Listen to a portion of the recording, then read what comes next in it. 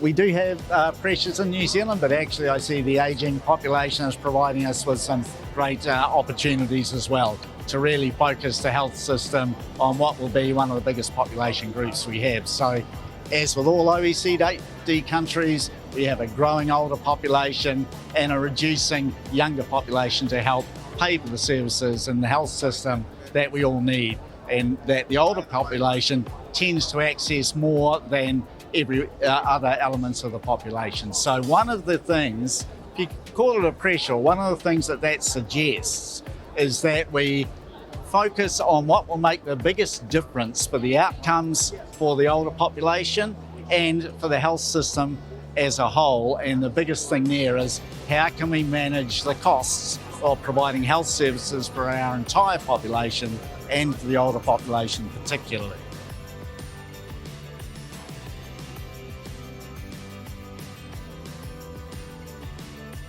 Okay, so in aged care, we have seen the emergence, for example, in the residential care side of things, of retirement villages, which provide a context of a continuum of care from, or not of care, start that again.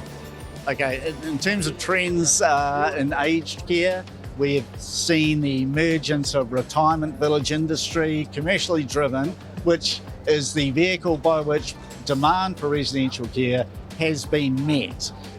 We also see that the advantage of that is a continuum of care provided by retirement villages.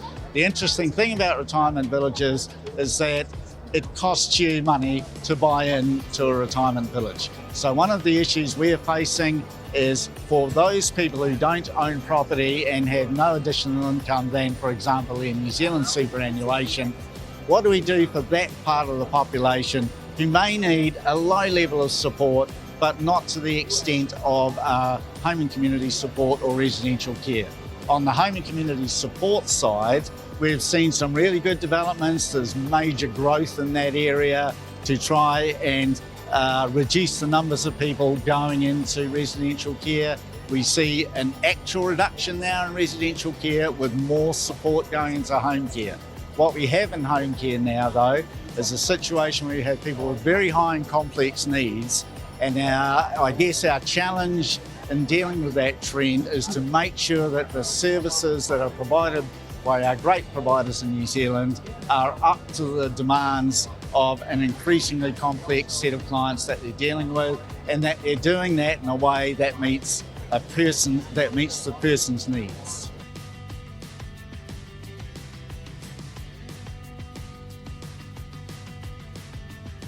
One of our biggest challenges is actually our inequitable results from the health system for different populations in New Zealand. So the European population does quite well in terms of access to and outcomes from the health system. Our Māori population and our Pacific populations have much poorer outcomes from the health system and poorer access to that system. So reforms in the future from now on have really got to address the inequities in the health system for those populations that are vulnerable and not accessing or getting good outcomes from services. And that includes people at the lowest end of the socioeconomic scale as well.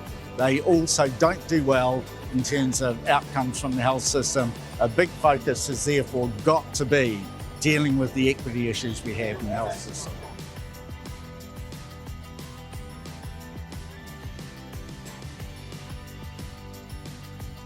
The wellness environment, actually we've built that into our recently released healthy ageing strategy. Note that it's not an aged care strategy, it's about healthy ageing, and it is about building up the overall wellness of the older population. So in New Zealand we have good life expectancy, but we have a big gap between life expectancy and independent life expectancy. That is the period that you spend being dependent on services in New Zealand is quite high.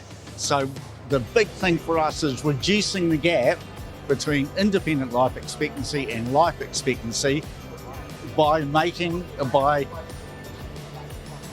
providing services in a way that keep people well. So this is about prevention, age-friendly communities, maintaining social connection, and reducing the impacts of socioeconomic determinants of health.